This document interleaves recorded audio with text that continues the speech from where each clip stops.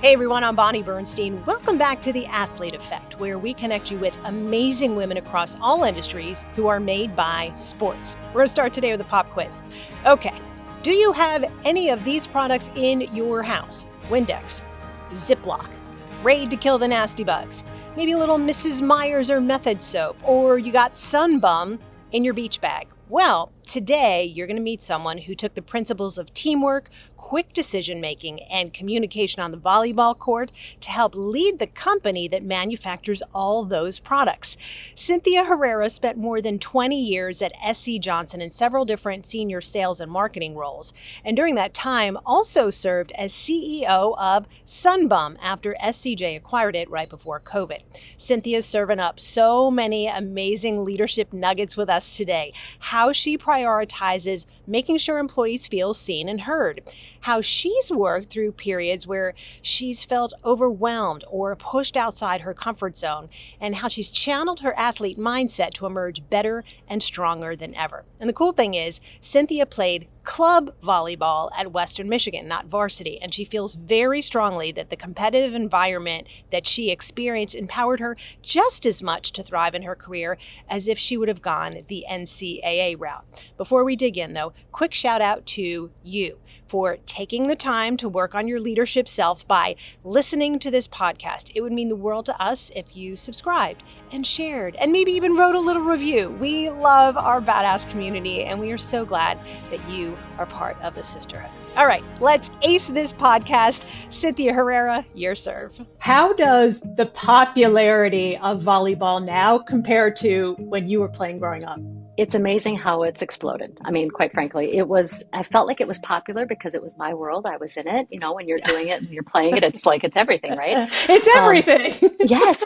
But to see it now, to see it on TV, to see the stadiums filled, to see the activity, to see the amount of youth engaged in the sport too, has been phenomenal. So it was not that big when I was growing up and playing, but it's been really a joy to see that really come to life and grow. So Bay City, Michigan was home for you growing up. You are first generation Cuban American. Your father Yes. grew up in Cuba.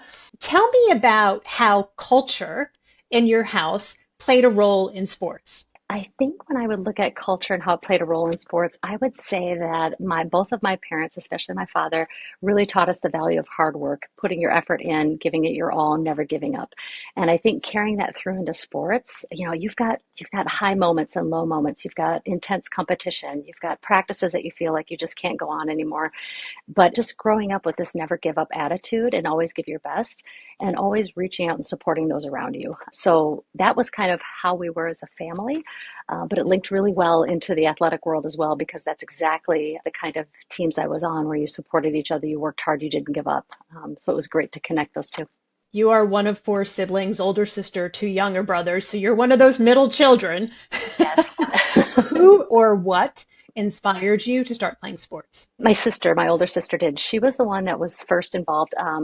She's 4 years older than I am. She ran track. She played basketball. She was always very, very active. And I think seeing her be active, but then also to see her group of friends and the friendships and the acquaintances she met during sporting events or by playing sports really inspired me as well. Did you experiment with anything other than volleyball? Gosh, I think I did some basketball when I was in elementary school, but it was not good. My height, my shortness is better suited for setting in libero defensive specialist. So my height did not serve me well in basketball. I love asking this question because I find that so often the position you play in sports is indicative of your personality.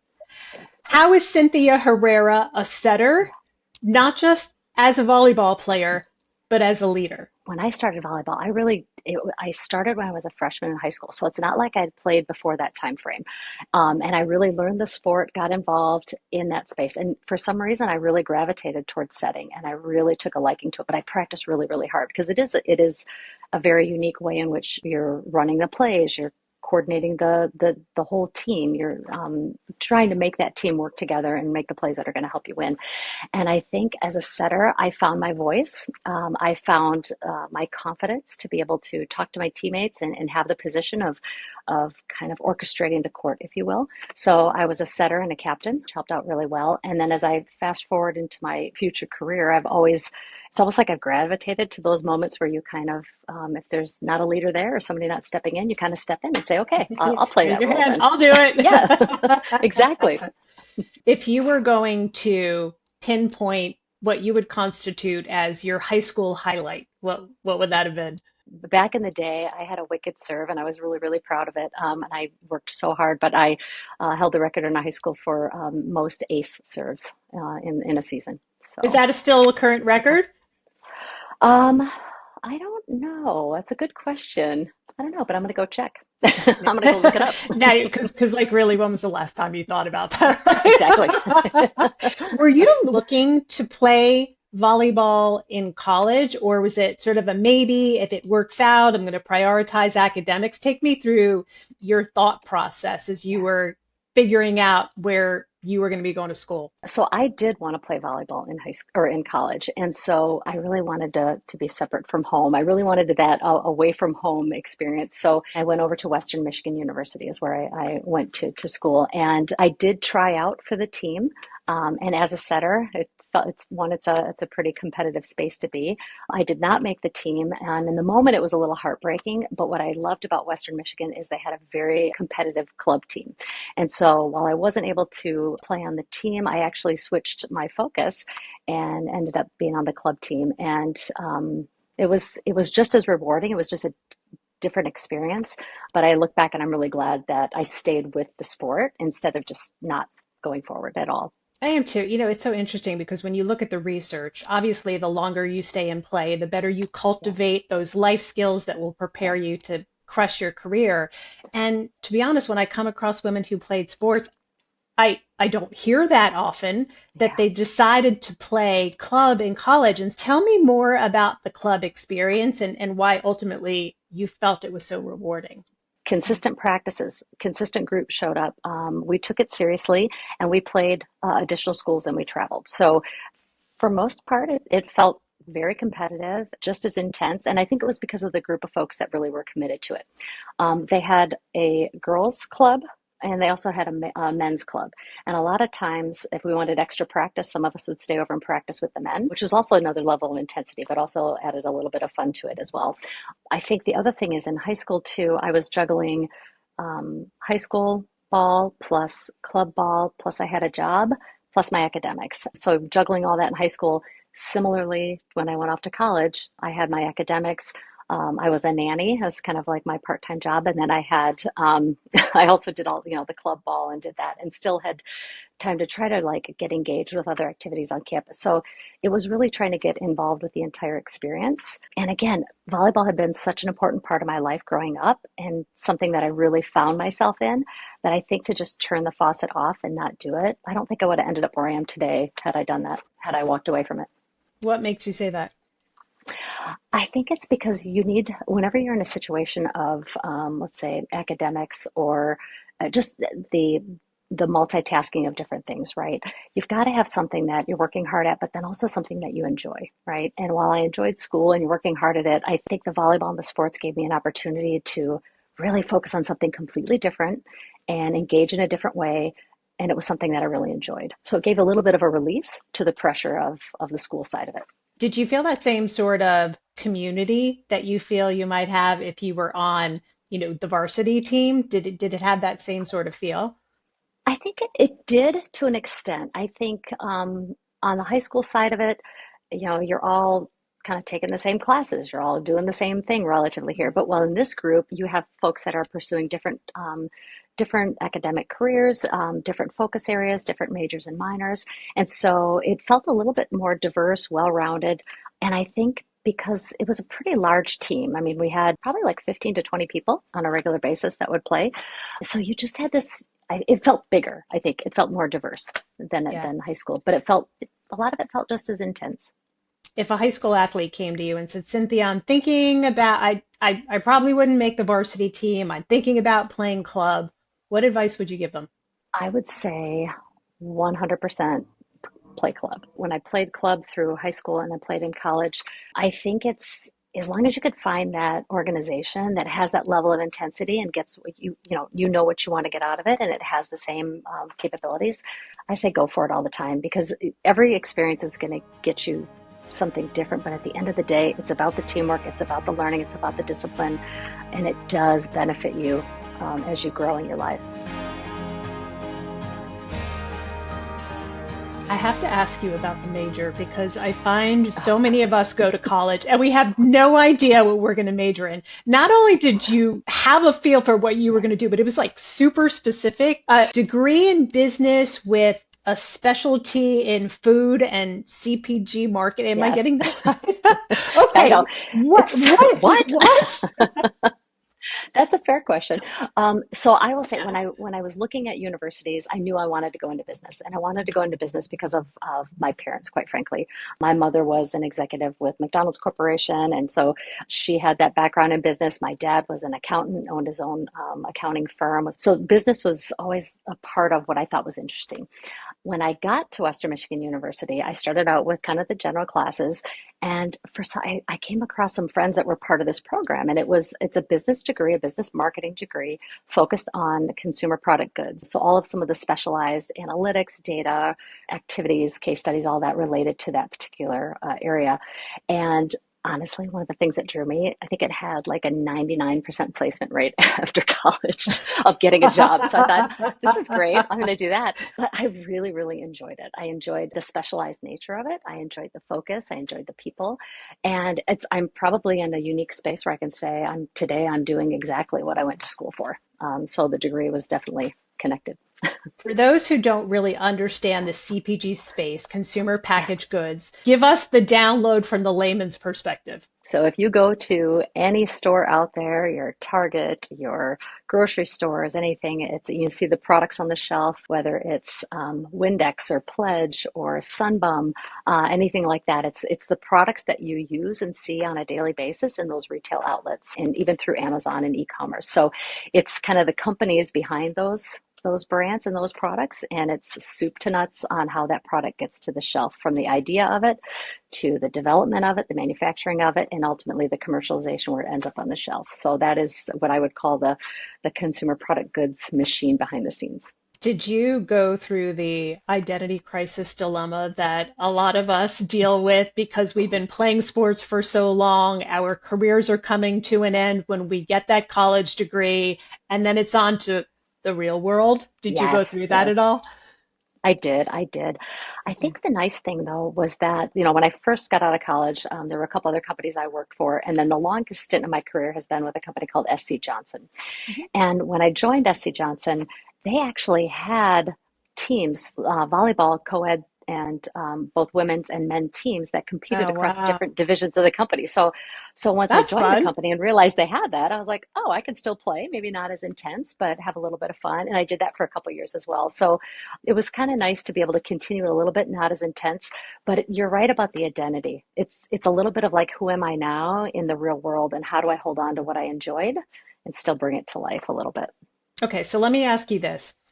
At what point, what was the catalyst? What was the aha moment where you finally connected the dots and you realized that what you learned through sports was playing an important role in your career? I think it was probably the first time I started to manage people with SC Johnson. So that would have been like early 2000s. So really starting to manage people and have a couple interns and folks reporting to me. And it was this whole idea of teamwork. So there's a moment in time before that where you're this individual contributor, and you've got your goals, your objectives, what you have to achieve and do as an individual. And then there's a moment where you have other people that you now have to figure out, how do I motivate them? How do I communicate with them? How do I figure out what drives them? And how do I get us all kind of thinking the same way, yeah, or thinking the right way in order to achieve the same end in mind? And I think that's when it hit me, of going back to my time on the volleyball court, of getting the team together in a huddle, talking about the play. What do we need to do? What do we see our competition doing? Where do we need to step up? What am I bringing to the table? What does someone else bring to the table? How do we play our roles and communicate? And it started to really click for me then on how athletes and team sports can connect directly into how you lead and how you show up with your team and provide direction and coaching. Give me a this actually happened story that really brings what you're talking about to life. I'll go back to Sunbum, my time at Sunbum. And with my leadership team, how we approach things, coming into whether like annual planning, we'll call it. And in those annual planning meetings, it's truly like, how does marketing show up? How does sales show up? So they're related to different roles on the team that have a very specific function. And in the conversations, I remember we're having conversations about like, what are the new products? What is the feedback you got from this team on what's working or not working? How have you incorporated that feedback? So there's a lot of dialogue and conversation. And again, in service of building an annual plan for the organization, but taking the different roles that people do to put that plan together. Each year we have these annual planning and we get together as a team and we have these conversations and we just re-engage on what's your role? How do you bring that role to the team? What do you need from the other person? Let's be clear. How are they bringing it to the team? And then how does it all come together? It's probably the most rewarding piece because you really see it in action. You've had an interesting career path in that you have served in sales capacity, in marketing capacity, in a CEO capacity. And a lot of times when I talk to young people, it's hard to delineate, do I want to go into sales? Do I want to go into advertising? Do I want to go into marketing? So for the athlete in college who's getting ready to transition, or to the leadership-minded woman who has an interest in this space, but they're just trying to figure out, okay, like where do I want to be? What's my path? What do I need to do? Can you sort of break down each of those business use cases and where what we learn through sports really lends itself to sales, to marketing, to advertising? I think one of the biggest things that played a role in that was being open to opportunities. So starting out in business, I thought sales. I thought sales career all the way through. I'm just going to be in sales. That's just what I'm going to do. But throughout my career, as opportunities came up, there were times where I would think like, oh, I see what this person's doing. I'm curious. I'm open to what that looks like.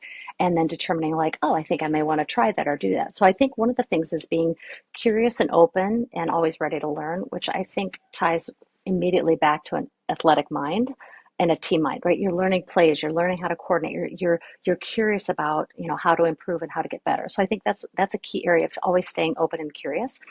I think there's willingness to try new things. There were a number of times in my career where opportunities came my way and I thought, oh, I don't know how does this fit with what I want to do, or how is this going to help, or what does that look like? And there was a trust factor, right? A trust factor of the person that bringing this opportunity to me saw something in me and was going to push me and help guide me along. And I relate that also back to an athletic team or even my volleyball days where you push each other but you support each other in that push. When you see something in your teammate, how do you draw that out? How do you communicate it? How do you showcase it? So for the leadership-minded individual, how to grow their career, I would say focus on opportunities, be curious, listen, learn, be open to try new experiences. Don't be afraid to fail and look for that tribe that's going to help and support you as you go through it. I'm glad you mentioned don't be afraid to fail. Yeah. We've all been there. And I think one of the most important things we learn as athletes is that failure is not a bad thing if you leverage it the right way. If you fail and you realize this is a huge opportunity for me to learn, for me to grow, for me to be better. What would you consider your biggest failure or the biggest teaching moment where you have applied that athlete mindset? One of the big things that stands out was there was an opportunity that was presented to me, and it was like this interesting left turn in my career. Not anywhere I saw myself. I didn't understand the connection to my broader organization or my broader career path. And it was connecting closely on call it an IT tech side. And the role itself was helping to map out and digitize some processes within the organization. And I thought, what? I don't know tech. This is not my sweet spot. I don't know the language. I'm not sure what I'm doing here. And in that moment, I took the leap. I did it. And I would say the things that I learned is I started, because it was a space I was uncomfortable with, I started to, style under stress. There's sometimes where you're like, how you show up, you're not really happy with how you're showing up. And there are instances where, as I would talk to coworkers or people I'm working with, I started to realize like, that is not a tone I would normally use. Or why am I reacting this way? So I view that kind of as a failure because I felt like I was shifting away from who I thought I was as a person and how I showed up in front of others and with others. And my athlete mindset, what I really try to do is just stop and breathe and say, okay, what's going on here? Like really trying to assess the situation and say, why am I reacting this way? What is driving my responses? And kind of the self-reflection in addition to kind of looking at the scenario around me. And what I learned is one, I was afraid to fail. So I was trying to prop up, and the more I didn't know, the angrier I got or the more frustrated I got. And I think the moment I tried to stop and just be candid and open with the rest of my teammates on here's what I'm going through, here's where I'm having challenges, how might we work together to solve this, to do that, I felt like I started to get myself back. And my interaction with my team members and our conversations improved greatly. But it is a little bit of that stop, pause, reflect. Think about a timeout that a coach makes, right? Like sometimes you got to bring your team back to be like, stop, what's going on here? And then reassess. Who did you lean on during that time to help you, understand that the way you were showing up wasn't the way you wanted to show up, and Yeah. B, who helped you course correct so you started showing up the way you wanted to? I had a partner and colleague. She was a person who was she's very direct, but in a kind way, but a serious way, like firm and fair kind of way.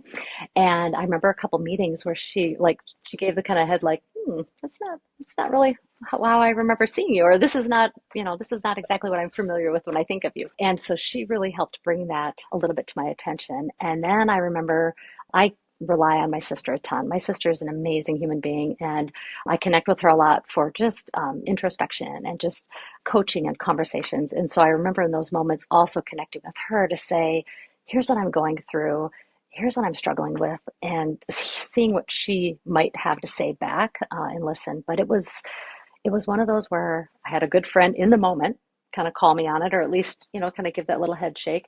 And then from there, going to a trusted person like my sister and saying, okay, you know me better than anybody, and here's what's happening. What do you think? And you're going to be as honest with me as anybody else is Yes. going to be. Oh, yes, absolutely. You've always worked at big companies, right? Nabisco, Yes. Yeah. Nestle, Pepperidge Farm. You've been Yes. with SC Yeah. Johnson, which is one of the largest CPG companies in the Yes. world. So you're 15 years into your time at SC Johnson, Yep. and I'm going to assume somebody called you to let you know that you were being considered for the CEO at Sunbum, which I believe, so this is 2019. So SC Johnson Correct. had just essentially bought Sunbum. Yes. So Yeah. how did this all go down? I knew of the brand, but I didn't know a ton about it. Like I had seen it, I had followed it, I had used it, but it's like I didn't know the history of it. I didn't know much else about it.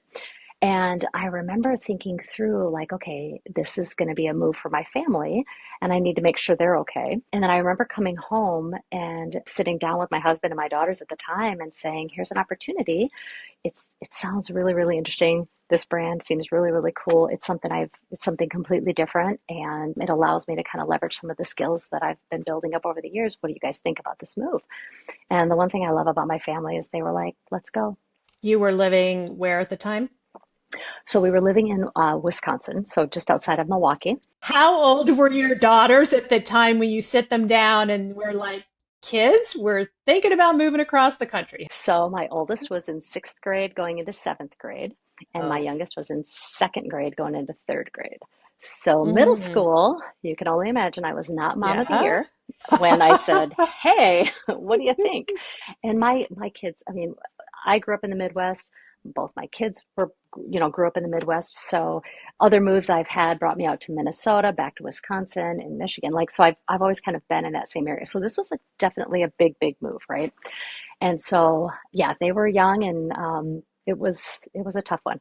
Was being a CEO on your vision board? Oh my gosh, no, not at all. It's so funny. I never remember I was saying like my career path, I had always thought sales. It was always sales, sales, sales. That's what I wanted to be and it's what I wanted to do. And then I think as my career started to progress and I started to get exposure to some of those other areas, I thought, well, this is intriguing and this is interesting. So it kind of morphed into more of a general manager mindset, right? And again, as part of bigger companies, yeah, like that CEO role is really, really, really out there. So, general manager of an area or division was what I was thinking, but CEO of a company like Sunbum, never, never in a million years. What gave you the confidence that you could thrive in the role? Probably the folks that approached me at SEJ. I mean, when they brought it to me, they had the confidence in me, and being able to have that candid conversation of like, okay, do you think I can do it? Saying, yeah, you can do it based on these experiences. So I think that gave me confidence because they believed in me. And then my husband right there is my cheerleader, believing in me all the way as well. I don't know. For me, any role I've ever had, I always have that moment of like, okay, can I do this? Like, is it going to be okay? Am I going to be able to be good at this or not? And I think I personally have just always had those moments of doubt. But I have found that one of the things I love, I saw this quote and it's like, face the fear and do it anyway. And it's that little bit of like, okay, I have that pit in my stomach, or I'm really nervous, but what if? What if I took that leap forward? What if I just like acknowledge the fear and the doubt? But what do I have to surround myself with, and what do I have to focus on to get that confidence back and push through? And this is one of those moments. It's part of that athlete mindset too. Without that Yeah. confidence, you can't do anything successfully on a No, playing field. no. So Yeah. did you at any time realize I've already got this in me? I've been down this road as an athlete. I think at the moment, I don't know that I really thought that clearly. I thought was, okay, here we go. Let's figure this out. Um, but I go back to like the trusted folks in my life, my sister, my husband, and whatnot. Just, I've had those folks in the background going, remember this, remember you did this, remember. And I think that's an important part of having that team, if you will, behind you and around you to help when you doubt yourself. Have that person that's got your six. Have that person that can help remind you that you got this, and here's why. Here's examples. We talk about this all the time. If you see it, you can be it. How many Yes, yeah. female CEOs did you see growing up? Not any, I don't think. Do you ever think about that, the role model that you are serving because you are in this position that a lot of women don't get the opportunity to live that? I try to think about that all the time from a standpoint of how do I approach folks? How do I make sure I'm approachable? How do I have the real conversations? I do think about that all the time because I think about the folks that that stood by my side and coached and helped me along, and I wouldn't be where I am if I didn't have that, right? And so I always try to put that in the forefront of whether it be making sure we've got diverse talent, making sure that we're creating space for folks to be heard and seen. I really do think about that all the time, regularly. Yeah. You've talked about some of the keys for you when it comes to leadership are approachability Hmm. and making sure that people feel seen and heard. Where did you learn Yeah. that? My parents, most Mm. importantly, I think. And I say that because my dad, coming from Cuba at a young age, did not speak the language. And so he pretty much had to fend for himself until he could get his family to join him. He came over when he was 16. And it was, quite frankly, a couple of years before he was able to reunite his family in the U.S. And for him, it was really, really important. And he instilled it in myself and my siblings on just you treat people with respect, no matter if they're, whatever level they are, no matter what they do, no matter where they are, you always treat them with respect. You always acknowledge people. And that was just part of how we were raised. So I've had roles as a female where I've been in more male dominated industries. Like I know what it feels like to not be seen, not, and just feel to shrink almost, right? And it's a really crappy feeling, quite frankly. And I think when Yeah. you know how that feels, and growing up in the career that I had, having those experiences, like you don't want other people to feel that way. So you make an effort to say, what does this look like for others who may be not feeling seen? That sounds wonderful in principle. It really does. But then I also Yeah, think time is valuable. There's only so much of yeah, it. And when you're in a C-suite position, it's not like you're sitting there eating bonbons at your desk all day. yeah, So, true. from an execution standpoint, what have you learned to do to feel like you are approachable and to help even entry level employees feel as though they're being heard and that they have a voice? Absolutely, it's a great question. I'll take my time with Sunbum specifically because I was very deliberate with this when I joined that company, coming in from the outside, coming from a large corporation to a company that was growing and changing. I set up specific one-on-one time with every single individual in the organization. And at first, I think my CEO role, when you do that and someone has a one-on-one with this, they're like, oh, Am I in trouble? It's like, no, no, no. This is literally me just sitting down with you to get to know you, right? How many employees are there, by the way, when you started and went through this exercise? Well, I started, there was 60 people, so it was smaller, but I kept that going even as the company grew. So to the point later on, I couldn't get to everybody, but I would have small lunches. So it would be a team of maybe like new hires that would come on board, and it would be just a casual lunch, and we'd sit down. It was probably like me and maybe 4 or 5 other people, and they were all new hires. And we literally would have lunch, talk about it. We'd have like a fun icebreaker, and it was literally just for us to get to know each other and them to get to know each other and build a network. But it was a smaller group and very casual versus the tell me about your business or tell me about Yeah. this. It was just like, tell me about you, right? Yeah. So, and the other thing I did is, and I do this today, is I try to walk around, like physically in the office. I try to walk around and say hi to people. And when I say, how are you? I actually stop to hear what they respond. And I think it's those little things, no matter how big a company is, it's little things you can do like that, that make a difference. I've had countless debates with people in leadership positions about how high on the food chain you need to be before people take your opinion seriously. I am of the opinion that any good idea is a good idea, and it doesn't matter if it came from the janitor or the senior vice president. Yes, Is there an yes. example you can give of a scenario similar to that when you're in a position of leadership and you've got somebody coming to you who is maybe entry level or mid level, who might not even think that you would take something that they would offer seriously, but you did and you put Yeah. it into practice? So the intern program, we focus on folks are coming in, they're usually in their junior or senior year of college. And this is really a lot of times their first time in a company or business environment. So we really try to not only acclimate them to culture, ways of working and everything, but they work on projects. We look for them to see how we work and then provide solutions and ideas on ways to make us more efficient, grow the business, things that we haven't seen. Like we really look for them to put that into practice as part of their projects.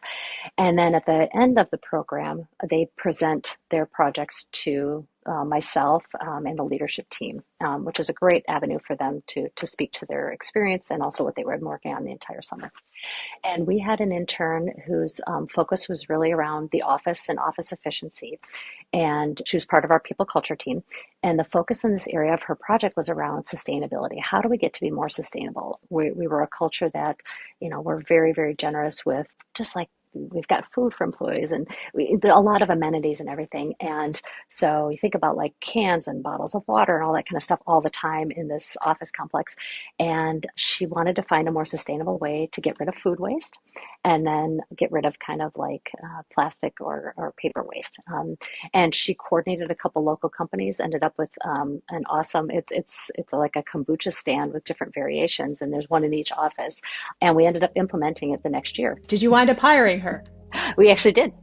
Yeah. So, Okay. Do you remember her name? oh, her name was Delaney. It just goes to Yes. show you can make a great impression as an intern, get hired, have your ideas taken seriously. Yes. I love that. Thank you for sharing that. You said when you first got to SC Johnson, they had a volleyball league. Yes. Yeah. I want you to paint a picture for me what those dynamics were like, because customarily we think Yeah. leaders are the bosses, and there's a little bit of intimidation or fear or hesitancy if you're an Yeah. employee because they're here and you're Yeah. here. Yeah. What impact did the volleyball league have on employer versus employee dynamics? The funny thing I would say as I reflect back on those days is when we were in the gym and on the court, we were all just teammates.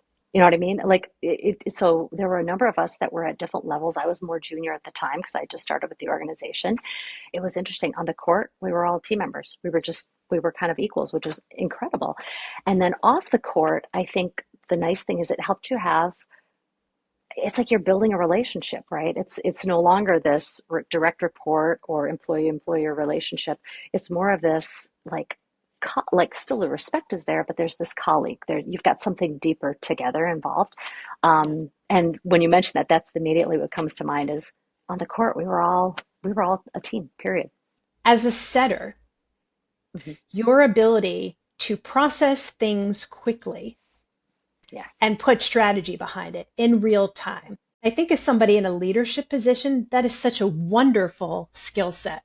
Is there a specific time that you can recall that something was going in a downward spiral and you very quickly had to figure out, okay, let me assess the situation and very fast figure out the course of action? So remember, I joined Sunbum in 2019, in August of 2019, and then the pandemic really hit in that March timeframe of 2020. Great timing. So I know this is amazing, but in that Yeah. moment, I started this new role, learning the business, learning the team, and then so many things coming at you at once. And I think this was a good example of having to say, okay, who are my trusted partners in this space? We're in a whole, like, there's not a playbook on how to deal with this pandemic. There wasn't. So you kind of figure it out as you go. But at the Yeah. same time, you're tapping into key people that you trust. You're asking questions, but we would hunker down. I would be on the phone with my CFO at the time.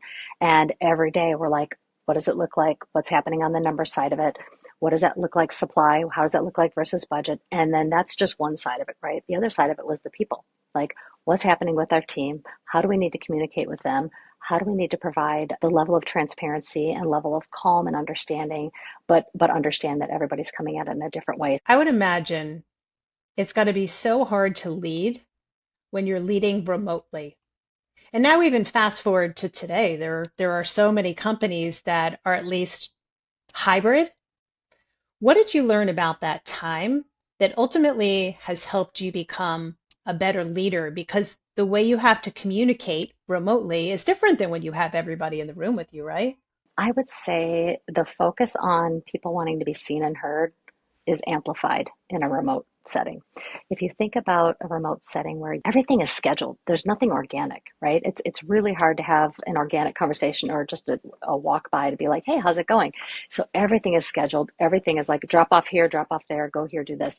And so you almost have to, like in the remote space, it's how do you really make sure when you're having that conversation with that individual that you're truly present and making sure that you're hearing, you're listening, and you're taking that all in. I think that's really, really important in a remote space. In that space, I will tell you that time frame was really hard because I think for the first few weeks the team did really well. They were like, we got this, we're going to hang in. They found unique ways to connect or whatever. But as time drew on, I started to recognize projects were slowing down, connections were being lost. The camaraderie and the relationship that had been built and was such a beautiful part of that, the culture leading up to that, started to get chipped away a little bit. And so we started to engage and get ideas from all levels. You talk about ideas from everybody.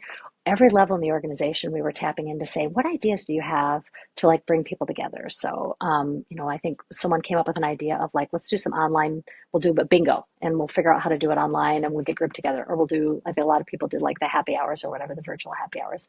But we tried to take those ideas in and figure out how do you keep people connected in a way that is business, yes, but also the relationship, because that's the part that business can't really go very far if you don't have the connection in the relationship. And it was really important to Yeah. keep that going. How are you a better leader than you were when you got your first leadership position, what, 20 plus years ago?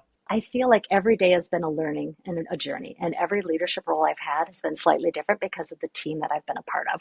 I think early on, probably my communication was not as clear.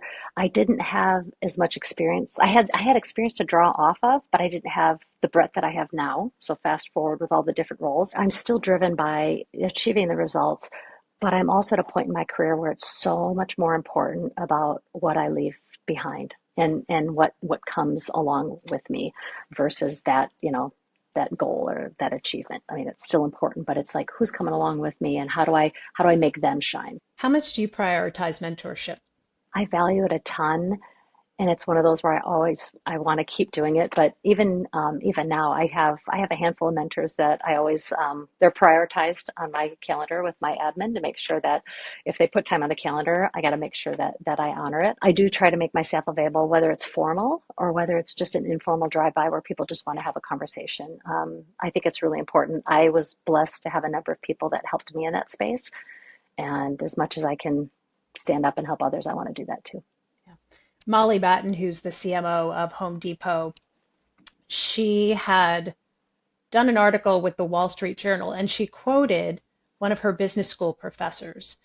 And it reminded me of the value of being a multi-sport athlete. He said, think of your career as a toolkit. And every time you take on a new role, add a new tool. Yes. How critical has that conceptually been for how you have evolved as a leader?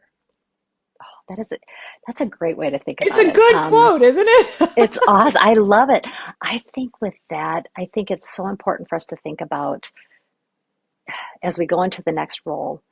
Again, earlier on we talked about failures and missteps and all that. Like it can't just be leaning on in this moment, this was great, this worked out well. But it is those moments of what did I gain out of this? What lesson did I learn? What hiccup did I have?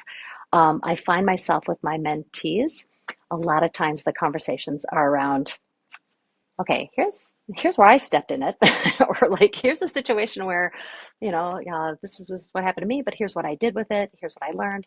And I try to get them to see like I'm a real human being. I make mistakes, but I've learned from it, and I try to pick up and go from it. And then, if anything that I can share with them that helps them move forward, or at least lessen the trip, I try to do that. But it's so important to think about it as tools in your toolkit and moving forward. Has vulnerability come easy for you?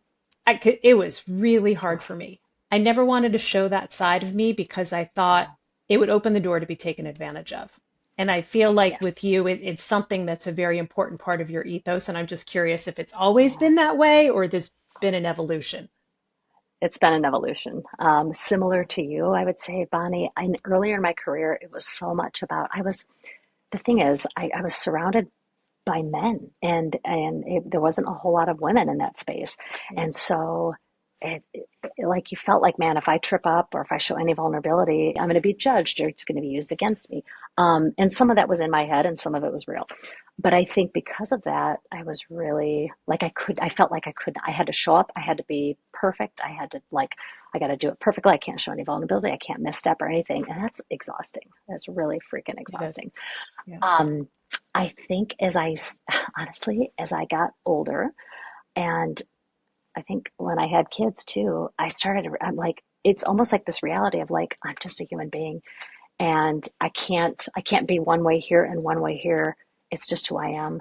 And I think it was probably I want to say it was my late 30s and around 40 when I turned 40 that it really hit me like, this is who I am. Do you remember the first time you tried it and the reaction Oh, was such that you're like, this is actually okay to do? it was after I had had my daughter, my oldest daughter. So I was coming back from maternity leave. I remember just it's just the exhaustion of being a parent sometimes, right? And I remember having the conversation with my boss at the time about like all the stuff that needed to get done, kind of a demanding role that I was in. And I was like, I don't think I can get to it. And here's what's going on. And I remember that when I said that, it wasn't met with a like, well, you're the wrong person for the job. It was, okay, how can I help?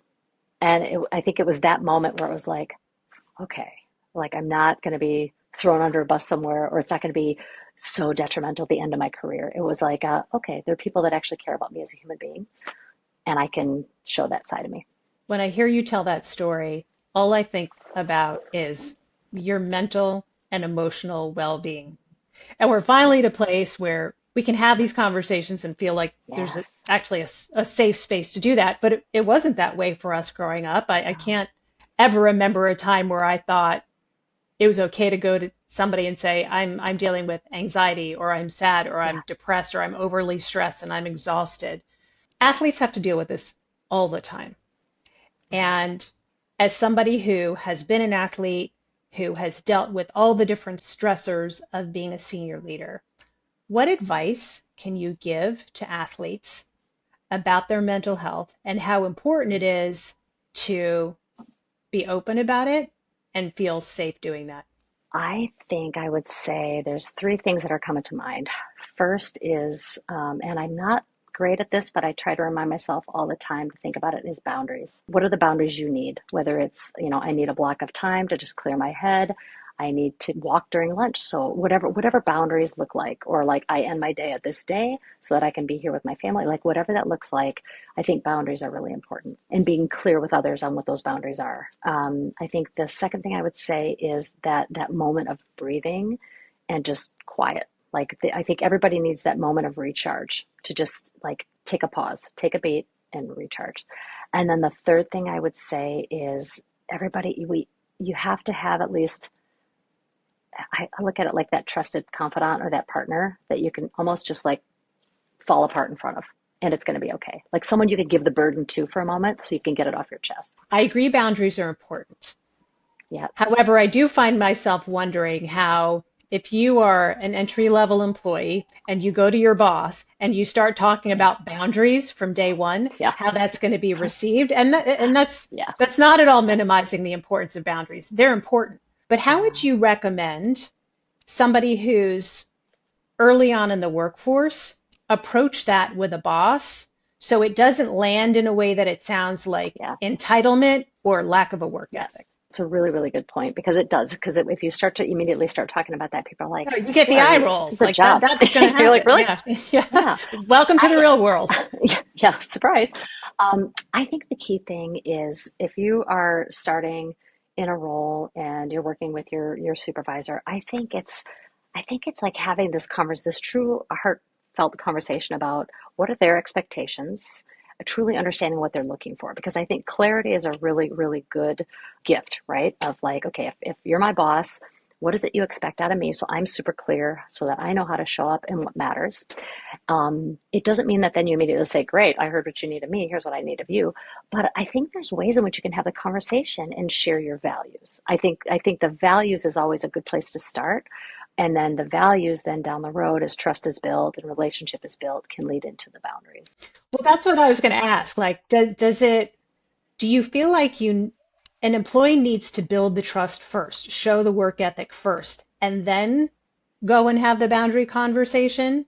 Just in terms of Yeah. timing, I kind of wonder if Mhm. there's a nuanced element to that. I do think that if you're starting a new role, there is a little bit of like, you got that role for a reason. You have to be clear on the expectations. If all of a sudden you have a million boundaries and can't do this, that, the other thing, then that doesn't really make sense. And in Yeah. some cases, you have to understand like it's almost like your boundaries, like what are like your non-negotiable boundaries? Like I mean, that's very different than just I need a boundary where I have to do this and this and this. It's like my non-negotiable. Let's say I'll use an example of an executive that I've worked with in the past who I respect immensely. And I remember her telling me every night she leaves at a certain time to go have dinner with her family. So no matter whatever's, and she would have, I mean, late night meetings, expectations, like round the clock, all this kind of stuff. But she had built the credibility. She had built the work ethic. She had built some of that up front. Mhm. And when she had her kids, like that was really important. It didn't mean that she wouldn't get back on when she needed, or do what she needed to do, or live up to commitments and promises. Yeah. But that was her boundary. She didn't have many of them, but that was a boundary. So I do think you do have to show up first. You have to build the trust and relationship. And then I think you can have that conversation about what really, really matters to you. And I think you'll find that if you have a boss that really wants the best for you, and you're both about each other's success, I think there should be a willingness at least um, to have the conversation. I want to touch on one area of marketing, what we need to be asking ourselves when we're doing things like getting a logo designed or creating a mascot. And I say that Yeah. because Sunny the Sunbum Gorilla is very much associated with the brand. And I know you weren't there when Sunny was brought to life, but having been at Sunbum for 6 years and understanding the connection between Sunny and brand perception, what sort of questions should we be asking ourselves when we're going through those sorts of exercises? Developing a logo, doing podcast art, choosing the colors, choosing the font that we're associating with our brand. What are the right questions to ask? And what do we need to relay to the designers, or if we're prompting AI for help, to make sure that what we're creating and putting out there in the world aligns and speaks to our brand and how we want to show up? the thing that I go back to from Sunbum, and I see it from so many other companies and how they develop, like what they stand for. I think it's those brands that have that longevity. This is what I learned. So they start with the why. They start with the purpose of the brand. And I think the key thing is, what is the brand in service of? Why does it exist? And how do the consumers connect with, and what does it mean to consumers? So it's this idea of never losing sight of the why. Sometimes people go to the what, they'll go to the function, they'll go to the claims, they'll do all this kind of stuff, but you can't lose sight of the why. And then the other thing I learned really hit me home and at Sunbum was just this idea of kind of that front line, right? So the front line is seeing the brand at the point where the consumer is actually touching, feeling, experiencing it. So often you're in an office, you're in a meeting, you've got all this stuff going on, and very quickly you can get really far away from that end user. And I think it's getting back to, how are they using it? How are they interacting with it? What are they seeing that resonates and recognizes? So I think it's always putting yourself in the shoes of who's going to be using your product and why. How does Sunny the gorilla answer the why for Sunbum?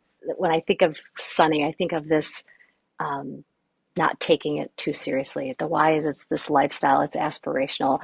There's a little bit of fun engaged and infused in it. How does that fun sort of optic of the mascot, if you will, lend itself to the more serious part of Sunbum's mission, which is advocating for sun protection, taking care of ourselves, because, especially when we're younger, those are things that we don't want to deal with. We just want to run around on the beach and be free and go surfing and all the things. But, we know it's serious. I think what it does is that it makes the brand approachable. So oftentimes, if you see a brand and there's like the fear factor or hard-hitting claims or, that scare tactic to use it, to me, that makes it less approachable. I think the way Sunbum was built, it was one where it's like, it just makes the brand approachable. It makes the brand feel like it's you, me, it's everyday life. And because of that, it's like a community I want to be a part of, and I can ask those questions and I can learn from them, and I'm not afraid to engage in a conversation about a more serious topic because I feel like it's part of my family community who cares about me. So I think it's that approachability. You've been in a hiring position long enough to know. I'm sure you've hired some athletes. I would imagine you see differences in the way the athlete does a job versus a non-athlete. What has that personal experience been for you, especially coming from that lens of volleyball and knowing everything that came with that for you? I think for me, when I'm looking at hiring folks, it's funny. Now that you're asking me this, I don't think when I'm interviewing, I don't usually ask if they've played sports or not. It's something that usually comes out in the conversation because there's a connection made. But I do find that folks that maybe are working in an organization, I get to know them a little bit, and then I learn that they played sports, and I'm like, oh. And I think it's this idea of this, how they show up in a team setting, right? How they show up when times get tough. It's a little bit of that persona that comes out, and when you connect with it, it's like, oh, okay, that makes sense now because you've had some of that training in that sense. So yeah, it's interesting that, one, I don't have it on my profile, which I'm going to change, but two, it is something that I think really helps in organizations to understand folks that have been part of a team sport. So your daughter Regan is the athlete in the family, and she's getting ready to go off to college. And I know there have been conversations. She too is a volleyball player. And I know the two of you have had conversations if she's going to follow in mom's footsteps and try to play in college. Yeah. With your experience as the foundation, how have you as a parent constructed those conversations with Regan? We're big on kind of like helping them think for themselves, form their own opinions, really consider, what do you want to do and why do you want to do it? That's mainly that's the big part of the conversation that we have with both girls, quite frankly. And so when it comes to volleyball, like there's a part of me that's like, yes, please, like play college. I didn't play college. I'd love to go watch your games. You know what I mean? As a parent, you're like, yes, go do it, go do it. But really, as she progressed, she really was weighing what she wanted to do academically. And she really wanted to get into physical therapy and was really interested in pursuing a doctorate in physical therapy. So a pretty intense path that she wanted to do. As she was looking at it, she found a university that she really liked, had the program she wanted, and they had just signed a libero, and her role is libero. And so in that moment, I think she was like, okay, I don't know if I'm going to play or not, or what does that look like? And then She also saw that they had a competitive club team. So she was like, oh, that's interesting. All to say that she's really developing her own mindset and her own way of going about it. But when she got accepted into their direct to doctorate program, I think it hit her that the class load, she just felt like she wanted to focus on her academics. And once she got in, she'll figure out if she wants to do club or do something along those lines. But we really had her, I was rooting for her to do that, but more importantly, I wanted her to follow what she wanted to do and make her own mind for the right reasons. Regan, by the way, quick update for you, is loving college, studying nursing and physical therapy at Carroll University in Wisconsin. And now that she's settled in, is thinking about adding volleyball to her activities. Regan, we're rooting for you, whatever direction you decide to take.